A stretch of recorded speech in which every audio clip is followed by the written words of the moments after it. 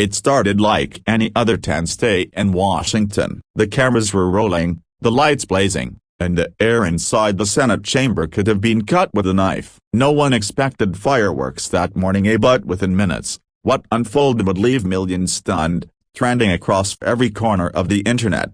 Senator John Kennedy, known for his sharp wit and razor-edged one-liners, had been quiet through most of the committee hearing. Across from him sat Representative Ilhan Omar, calm, collected, confidently ready to defend her positions on policy, justice, and the future of America. For months, tension had been simmering between the two. Their ideological clash wasn't just political, it was personal. As the discussion heated, Kennedy leaned forward, his trademark half-smile forming. "Representative Omar," he began, voice steady but cutting, "you talk a lot about fixing America. But to fix something, you first have to love it." The room went silent. The senators froze. Even Omar paused just for a second before composing herself again. But that one linear broken bar, that one sentence sliced through the noise of political talking points and went straight to the heart of the debate that had divided the country for years.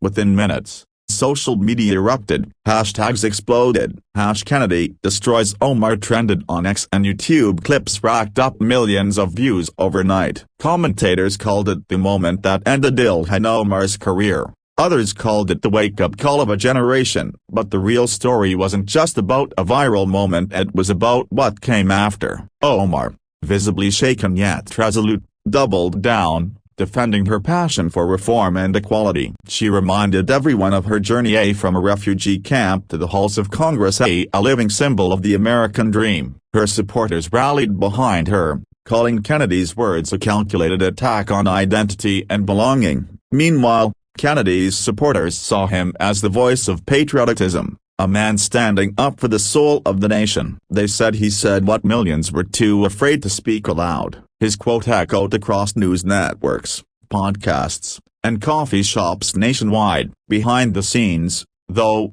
the human toll was real. Advisors scrambled. Omar's team fought to regain control of the narrative, while Kennedy's office fielded endless interview requests. Yet, through all the chaos, one undeniable truth emerged: America was watching closely. For days, pundits dissected the confrontation. Was it the end of Omar's political rise, or simply another chapter in her relentless fight for representation? What many missed, though, was the emotion and the exhaustion of public service, the personal pain behind every headline, the courage it takes to face a nation divided and still keep speaking your truth.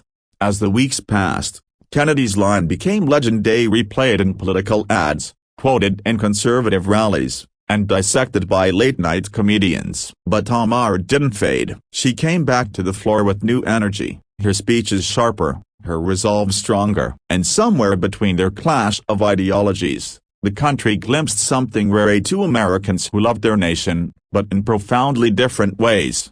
The confrontation wasn't the end of Ilhan Omar's career. It was a reckoning, a reminder that democracy thrives not when we silence voices we disagree with, but when we challenge them to rise stronger. By the time the dust settled, both Kennedy and Omar had become symbols of conviction, of courage, of the relentless debate that keeps America alive. The one line might have gone viral, but the real story was bigger, and it was about who we are when we stand in the storm, and whether we still believe that disagreement can make us better, not broken.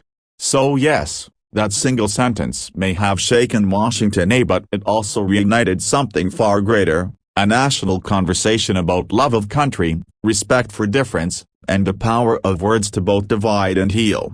In the end, the question Kennedy asked still hangs in the air: can you fix what you don't love? And perhaps, Ilhan Omar's response, though unspoken, that day is what keeps America moving forward. You can love something so much that you demand it to be better,